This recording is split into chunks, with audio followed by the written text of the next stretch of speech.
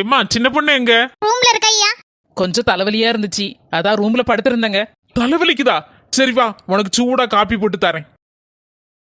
சின்னம்மா, சட்னி அரைக்க தேங்காய் போதுமா? போதும் போதும். என்னி இட்லி ரெடி ஆயிட்டான்னு அம்மா கேட்டா. கிச்சி, இட்லி அடுப்புல இருக்கு, சட்னி மட்டும் அரைச்சு கொண்டு ஓடியாரேன். போ, அம்மாட்ட போய் சொல்லு. எங்க சும்மா இருக்க வேண்டியதுனாங்க, அவளு கூட கொஞ்சம் வெறுப்பேத்த மாதிரி பேசுதியா? சும்மா இரு சின்ன பொண்ணு, அப்பதான் வயித்த கலக்கும் அவளுக்கு.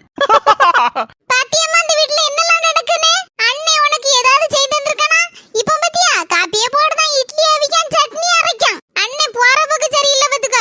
பொண்டாட்டிக்கு அடிமையா தான் கிடக்கான். ஏடி அப்படி சொல்லாத மக்கா. இந்த பாரு, அவன் முதல்ல பொண்டாட்டிக்கு கூட மாட ஒத்தாசை பண்ணும்போது எனக்கும் கொஞ்சம் சங்கடமா தான் இருந்து. எனக்கும் கோவம் வரதான் செஞ்சுச்சு. நமக்கு ஒரு கப்பு காப்பி போட்டு தந்திருப்பானா? இப்ப பொண்டாட்டிக்கு டக்குன்னு காப்பி போட்டு கொடுக்கானே அப்படின்னு நினைச்சேன். இப்ப நான் கோவப்பட மாட்டேன் டி.